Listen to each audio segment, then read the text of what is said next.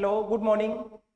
हम लोग बात कर रहे थे, पिछला एक टॉपिक अपन कवर कर रहे थे कि प्रीवियस ईयर के जितने भी 12th क्लास मैथमेटिक्स में जो क्वेश्चन आए हुए, बहुत मोस्ट इंपॉर्टेंट क्वेश्चन जो हम लोगों ने यहाँ पे टेस्ट में रेगुलर देते हैं, उन टेस्ट में उन क्वेश्चन को अपन सॉल्व कर रहे थे। वो एक सीरीज लेके चल रहे हैं जिसमें सारे प्रीवियस ईयर के मोस्ट इंपॉर्टेंट क्वेश्चन जिनके इस साल भी आने के फुल चांस हैं, उनको अपन कर रहे थे। काफी कुछ क्वेश्चन कर लिए थे, इस सेट के कुछ क्वेश्चन बाकी हैं, वो आज अपन देखेंगे। उन क्वेश्चंस को बिल्कुल बेसिक से कॉन्सेप्ट समझते हुए क्वेश्चन को सॉल्व करते हुए आगे बढ़ते हैं। ये क्वेश्चन किसी भी चैप्टर का हो सकता है, पूरी बुक से ये पूरा पेपर बनाया गया है, सारे चैप्टरों से ये क्वेश्चन बनाए गए हैं, तो वो रैंडमली किसी भी चैप्टर का कोई सा भी क्वेश्चन आ सकता है, तो आपको घबराने की जरूरत नहीं है। जब भी अपन क्वेश्चन अटेम्प्ट करेंगे, उस क्वेश्चन से रिलेटेड जो भी थ्योरी होगी वो सारी की सारी चीजें यहाँ पे डिस्कस कर दी जाएंगी। देखते हैं अगला क्वेश्चन क्या है। यहां तक तो अपन ने, ये फर्स्ट क्वेश्चन था, इसको अपन ने सॉल्व कर लिया था पिछले वाले वीडियो में, क्लियर है ना। हाँ, इस क्वेश्चन को देखते हैं। ये क्वेश्चन आपका है, ये जो क्वेश्चन है, तो ये क्वेश्चन आपका मैट्रिक्स का दिख रहा है। किसका दिख रहा है? मैट्रिक्स का ये क्वेश्चन आपको नजर आ रहा है। किसका? मैट्रिक्स का। ये देखो, इस क्वेश्चन को एक बार पढ़ो आप। क्वेश्चन में पूछा क्या गया है, किसी विधानसभा चुनाव के दौरान, किसी विधानसभा चुनाव के दौरान एक राजनीतिक दल ने अपने उम्मीदवार के प्रचार हेतु एक जनसंपर्क को ठेके, किसी फर्म को, किसको? फर्म को ठेके पर अनुबंधित किया। प्रचार हेतु तीन विधियों द्वारा संपर्क करना। पहली विधि क्या है? संपर्क करना निश्चय हुआ है। इसमें टेलीफोन द्वारा, एक तो क्या है, टेलीफोन द्वारा, घर घर जाकर और पर्चा वितरण द्वारा। प्रत्येक संपर्क का जो शुल्क है पैसों में, नीचे आव्यूह ए में आपका गिवन है। और एक्स वाई दो शहर है, दो शहर में अपन को क्या प्रचार करना है? तीन तरीके से प्रचार करना है, और अलग अलग का पैसा आपको दे रखा है कि एक प्रचार करने का टेलीफोन से कितना पैसा मिलता है, 40 पैसे, घर घर जाकर कितना मिलता है, 100 पैसे, पर्चा वितरित करके कितना मिलता है, ऐसे कुछ 50 पैसे। बाकी आपके क्या दे रखा है, ये टोटल जो अपने जो ऐड किया वो कितना कितना किया, टेलीफोन से कितना किया, एक्स शहर में कितना किया और वाई शहर में कितना किया।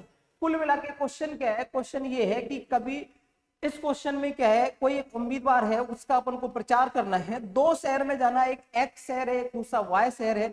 दो शहर में जाके अपन को प्रचार करना है। प्रचार करने का तीन मेथड है।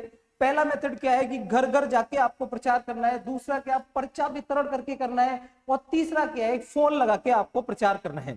अब घर घर जाकर उसमें जो खर्चा आ रहा है प्रति एक प्रचार में, एक घर पे जाने पे जो खर्चा आ रहा है वो आपको दे रखा है, और प्रति फोन करने पे प्रचार जो करते हैं उसमें जो खर्चा आ रहा है वो आपको दे रखा है, और पर्चा वितरण करके कर रहे हैं तो एक पर्चा वितरण करने के लिए जो खर्चा है वो आपको इसमें दे रखा है। ऐसे एक्स और वाई दो शहरों में जा रहे हैं तो टोटल अपन कितना कर रहे हैं, ये सारी चीजें दे रखी है। टेलीफोन से इतने कांटेक्ट कर रहे हैं, घर घर जाकर इतने कांटेक्ट कर रहे हैं, पर्चा वितरण से इतने कांटेक्ट कर रहे हैं, बाकी ये, और एक कांटेक्ट का टेलीफोन से 40 पैसा और घर घर जाकर 100 पैसा और 50 पैसा, ऐसे कुछ दे रखा है। पैसों में शुल्क दे रखा है। ये बोला कि टोटल जो उम्मीदवार है उसको कितना पे करना पड़ेगा, उसका टोटल जो प्रचार में खर्चा है वो कितना आएगा।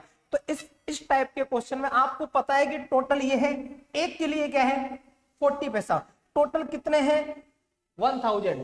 तो इसको अगर इससे मल्टीप्लाई कर दे, टोटल टेलीफोन वाला क्या आ जाएगा आपका, टेलीफोन वाला आपका टोटल आ जाएगा अमाउंट कितना है। ऐसे अगर ये घर घर वाले को इस 500 से 100 को मल्टीप्लाई कर दिया जाए, टोटल आपका अमाउंट आ जाएगा घर घर जाके। अब ये दो मैट्रिक्स दे रखी है, अलग अलग आपको मल्टीप्लाई करके ऐड नहीं करना है। ये मैट्रिक्स का यहाँ पे फायदा हो जाता है। अगर दोनों मैट्रिक्स को अपन मल्टीप्लाई कर दे, इस तरीके से मल्टीप्लाई करें कि ये 100,000 किससे मल्टीप्लाई होना चाहिए 40 से, 500 किससे मल्टीप्लाई होना चाहिए 100 से, और ऐसे ही आपका जो 5000 है वो किससे मल्टीप्लाई होना चाहिए 50 से। तो यहाँ पे जो मैट्रिक्स का अपन अरेंजमेंट करेंगे मल्टीप्लाई के लिए, तो वो आपको करना पड़ेगा बी ए। अगर मैं इसको मैट्रिक्स बी मान लूं, इसको मैट्रिक्स बी मान लूं, ये मैट्रिक्स ए है, तो यहां से जो आपका बी ए निकलेगा, क्या निकलेगा, बी ए निकलेगा, तो वो टोटल अमाउंट आ जाएगा। तो बी ए के लिए पहले आप बी मैट्रिक्स लिख लो। बी मैट्रिक्स क्या है आपकी, देखो 1000, 500, 5000, ऐसे ही नीचे आपकी है 3000, फिर क्या है 1000, फिर आपके 10,000, क्लियर है ना। अब ये आपकी बी मैट्रिक्स थी, बी के बाद आप किसको लेके आ रहे हो, ए मैट्रिक्स को लेके आ रहे हो। ए मैट्रिक्स क्या है आपके, एक तो 40, देन 100 और देन 50। इन दोनों मैट्रिक्स को जब आप मल्टीप्लाई करोगे तो जो अपन चाह रहे थे अभी एक एक करके जो मल्टीप्लाई कर रहे थे वही अमाउंट आपका आता जाएगा। मैट्रिक्स का रूल होता है कि इन सारे अमाउंट को क्या कर देगा, ऐड कर देगा जब आप मल्टीप्लाई करते हो। और आपको बेसिक जो तरीका अपना रहे थे उसमें भी क्या सब अमाउंट निकाल के वापस उनको ऐड करना था, बट यहाँ पे मैट्रिक्स का यूज किया गया है, थोड़ा सा इजी हो जाएगा काम। मैट्रिक्स का मल्टीप्लीकेशन आप इसका कर सकते हो, ये क्या है 2 into 3 की मैट्रिक्स है, कितने की है 2 into 3।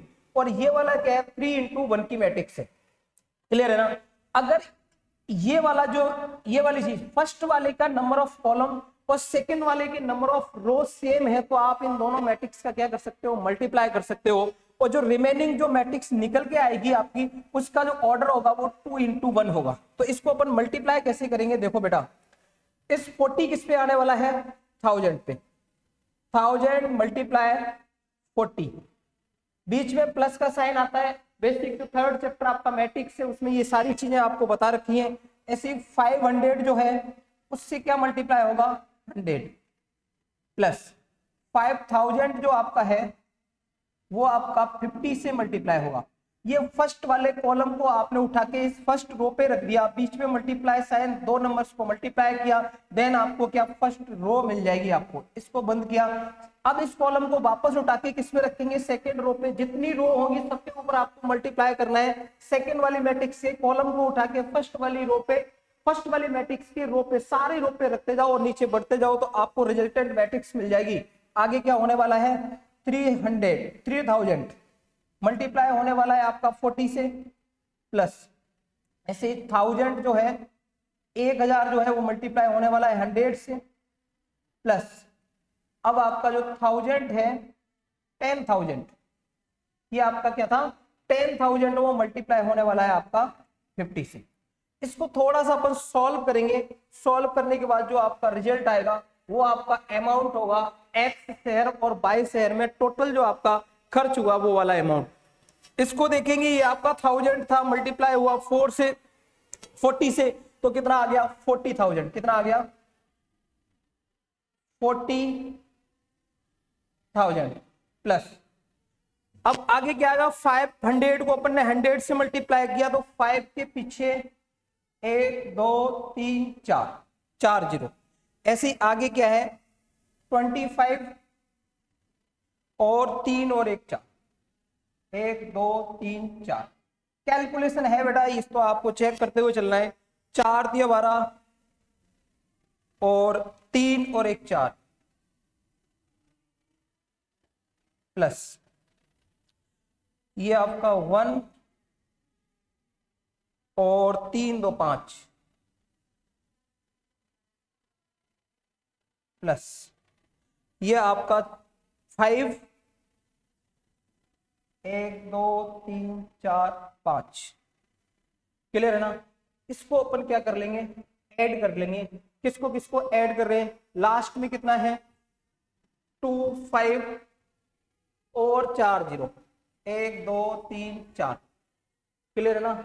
और यहाँ पे 5 1 2 3 4 और 4 1 2 3 4।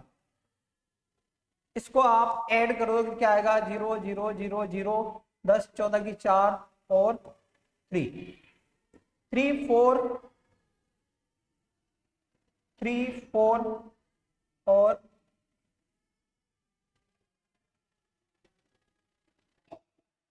ऐसे ही अगला अपन देखेंगे। अगला क्या क्या ऐड करना था, ये तो आपने ऐड किया, इसको कैंसिल करो। अगला आपको करना है 12 के पीछे 4 जीरो, फिर उसके बाद 10 के पीछे 4 जीरो, 3 2 5, 10 के पीछे 1 2 3 4। उसके बाद है 5 के पीछे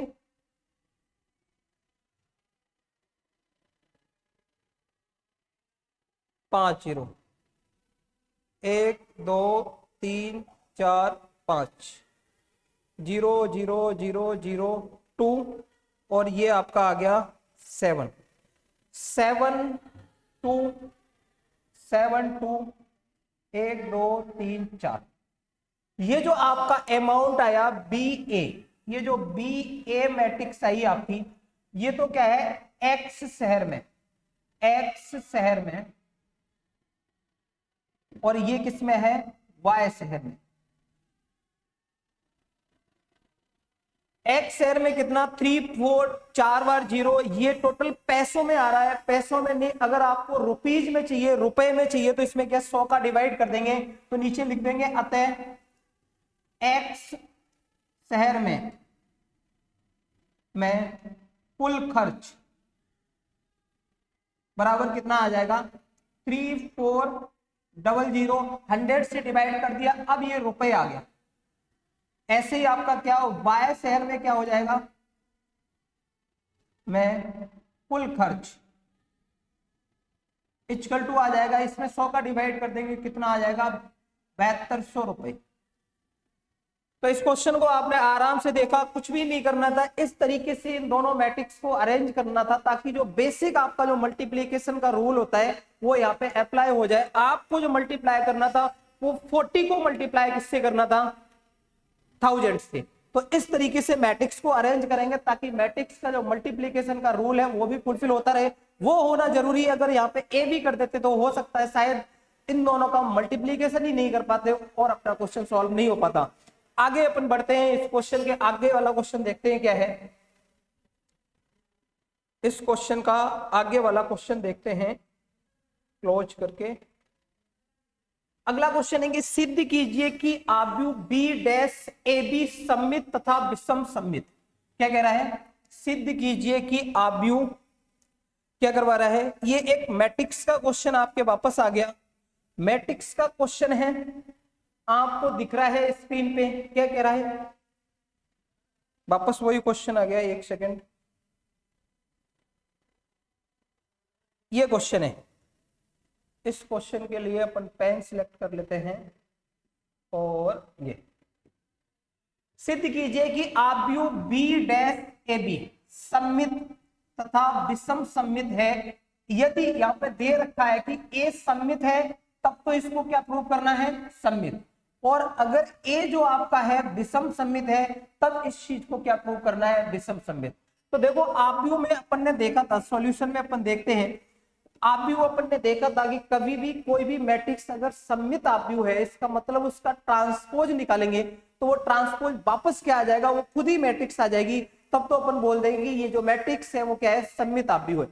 अगर अपन किसी मैट्रिक्स का ट्रांसपोज करें वापस जो मैट्रिक्स आ रही है विद निगेटिव साइन वही वाली मैट्रिक्स आ रही है तो फिर अपन बोल देंगे कि वो जो मैट्रिक्स है वो आपकी क्या है विषम सममित है। अपन चेक कर रहे हैं किसको, इस वाली चीज को, ठीक है। किसको चेक कर रहे हैं, अपन चेक करने वाले हैं बी डैश ए बी। ये डैश का मतलब है ट्रांसपोज।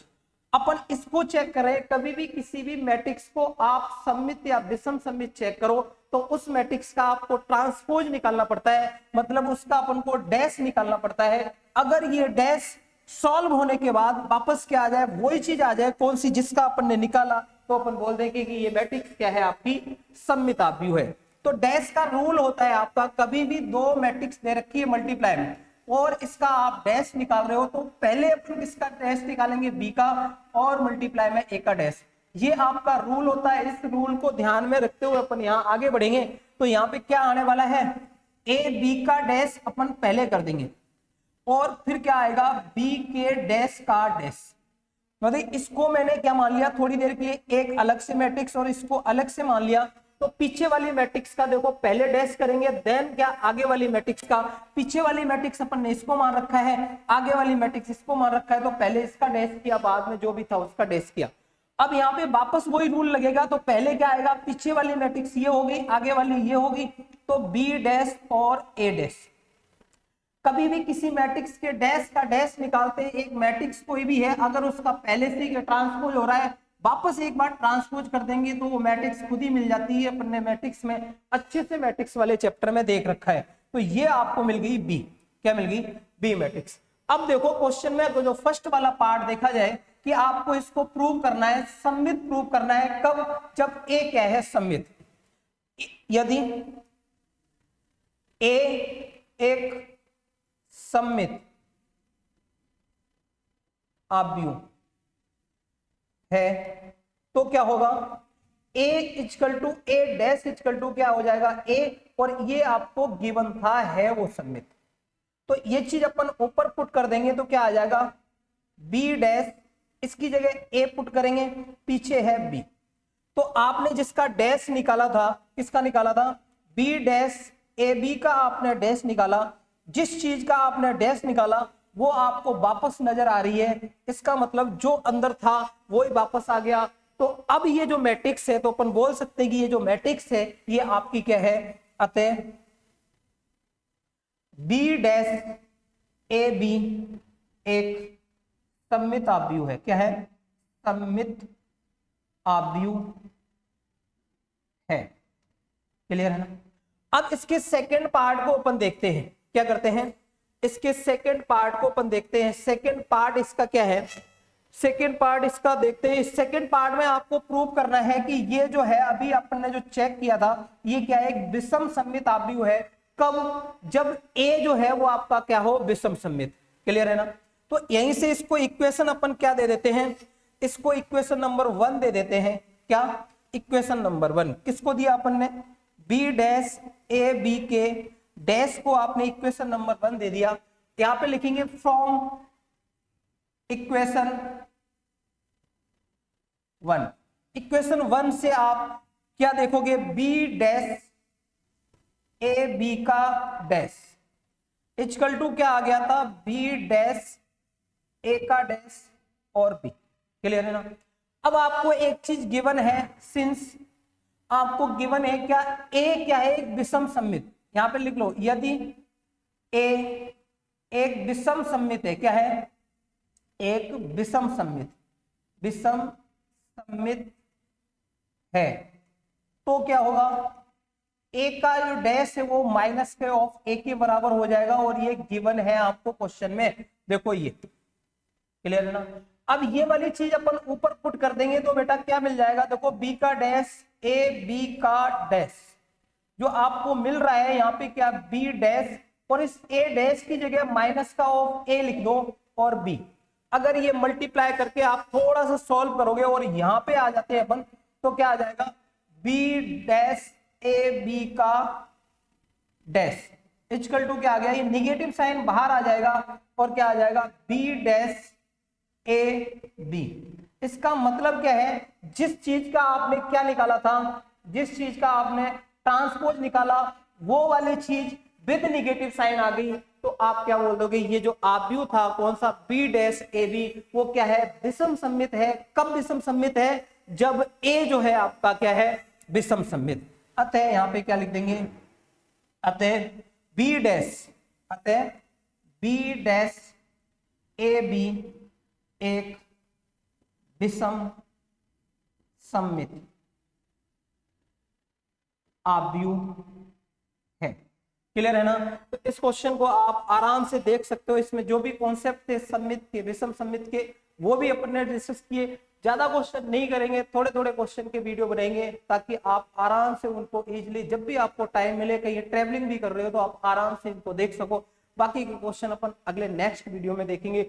बहुत ही इंपॉर्टेंट क्वेश्चन है ये क्वेश्चन, आपको कहीं ना कहीं 99% बता रहा हूँ ये आपके बोर्ड एग्जाम में दिखने को मिलेंगे। ये बहुत बहुत बहुत मोस्ट इंपॉर्टेंट क्वेश्चन है, तो इन क्वेश्चन को छोड़ना मत बिल्कुल। सारे क्वेश्चन को आप करोगे इजीली, एक बार वीडियो देख लिया तो इजीली आपके दिमाग में सेट हो जाएगा। और अगले क्वेश्चन अब करते हैं अगले वीडियो में। Thank you.